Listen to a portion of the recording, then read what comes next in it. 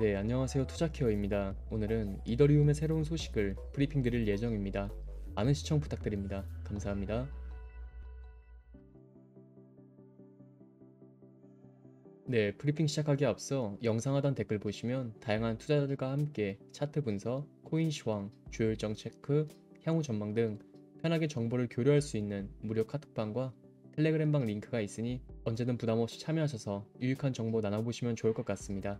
그럼 중요한 암호화폐 시황부터 살펴보자면 네, 금일 비트코인이 상승 채널 때 하방 이탈을 하고 하락하며 6만 달러 지지를 받고 현재 6만 1,600달러쯤에 위치하고 있는데 이 지지 반등이 다시금 상승으로 이어질지 아니면 약 반등 후에 하락 추세가 이어질지 현재 자리는 롱숏 진입하기가 조금 애매한 자리다 생각이 되고 하지만 장기적으로 보면 비트코인은 신고가를 찍을 수 있을 거라고 생각을 합니다.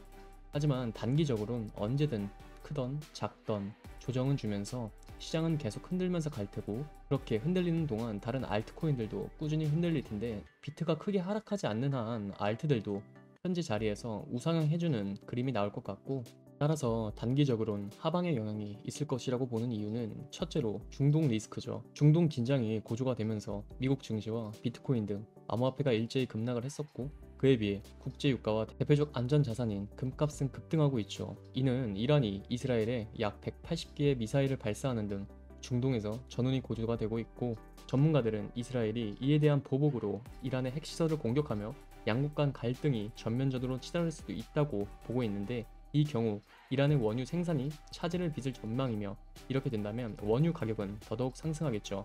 이스라엘 방위군은 이란이 이스라엘을 향해 약 180개의 미사일을 발사했으며 대부분 유격됐지만 몇 발은 명중했다고 밝혔으며 다행히도 아직 사망자는 없고 여기에 더해 프랑스도 추가 군사 자원을 투입하기로 하는 등 갈등이 쉽게 해소되지 않을 거라고 판단이 됩니다. 또한 새로운 일본의 총리 이시바 시게루의 영향도 하방에 영향을 끼칠 것으로 풀이가 되는데 이시바는 금리 인상, 금융소득 과세, 법인세 인상 등을 경제 정책 면에서 매파적 입장을 내세운 인물로 만약 향후 일본이 금리 인상을 하면 엔캐리 트레이드 청산이 발생할 위험성이 커지게 되므로 다시 한번 엔캐리 쇼크가 시장에 영향을 미칠 수도 있게 되니 주의 깊게 살펴봐야겠죠.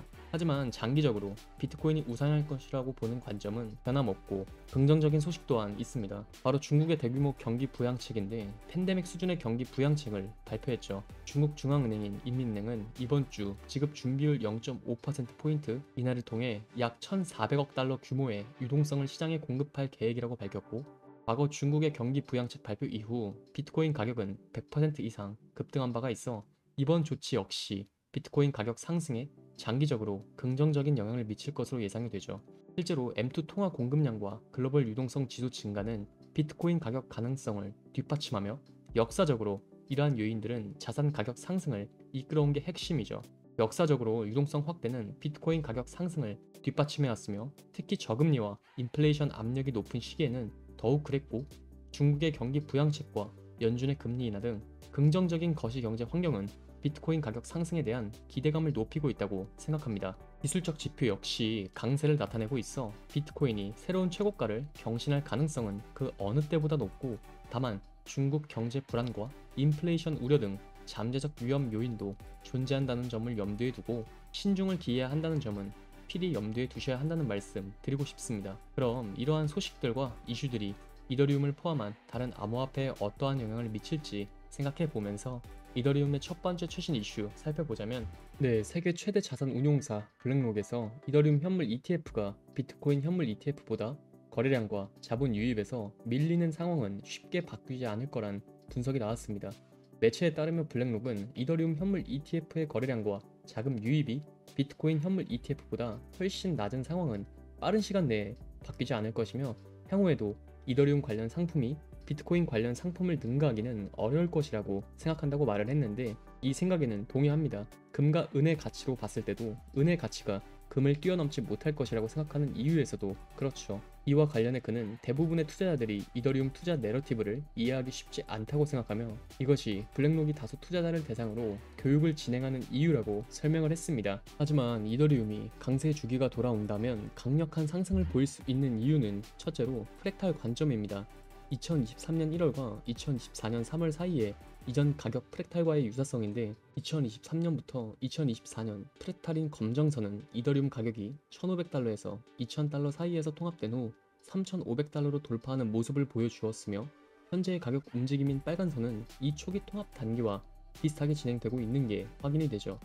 이더리움 가격이 같은 방향으로 그리고 2023년 1월에서 2024년 3월 사이와 같은 모멘텀을 유지한다면 이더리움은 강세 돌파를 경험할 수 있으며 또한 장기 피보나치 되돌림 그래프와 지수 이동 평균선 EMA와 그리고 주간 차트에서의 상대 강도 지수인 RSI를 포함한 또 다른 프랙탈로 역사적으로 이더리움의 가격 움직임은 2017년부터 2018년과 2020년과 2021년 강세장의 유사성을 보여주었으며 급격한 성장 후에는 가파른 조정이 뒤따랐지만 현재 설정에서는 이더리움이 비슷한 궤적을 따른다면 2022년 최저점인 1,080달러에서 시작된 랠리는 1.618 피보나치 확장에서 6,978달러를 2.618 확장에서 1,623달러를 목표로 할 수 있으며 이더리움이 주요 수준을 되찾고 모멘텀이 강해진다면 역사적 프랙탈 패턴과 기술적 지표를 따라 강한 상승 모멘텀을 확보할 수 있을 것이라고 보고 두 번째는 M2 통화 공급 증가로 비트코인 가격은 역사적으로 연방준비제도와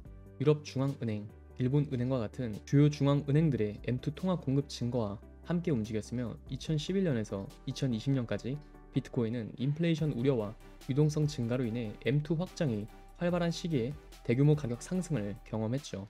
2022년에는 M2 성장이 축소되었지만 2024년에는 경제적 불확실성에 대응해 중앙은행들이 통화 정책을 완화하면서 M2 성장이 회복될 조짐을 보이기에 따라서 비트코인과 이더리움이 긍정적인 상관관계를 공유하는 만큼 글로벌 유동성 확대로 인한 비트코인의 가격 상승은 이더리움 역시 상승시키며 이더리움 또한 강한 상승 목표를 현실적으로 만들 수 있다고 봅니다. 이것으로 오늘 브리핑은 마치며 더 많은 이야기 함께 나누시면서 다양한 투자자들과 함께 매매와 소통하시려면 영상 하단 고정 댓글로 문의 남겨주시면 소통방 언제든 참여 도와드리겠습니다. 항상 구독자분들과 같이 토론하며 유익한 소통 채널이 되고 싶습니다. 많은 참여 부탁드립니다. 감사합니다.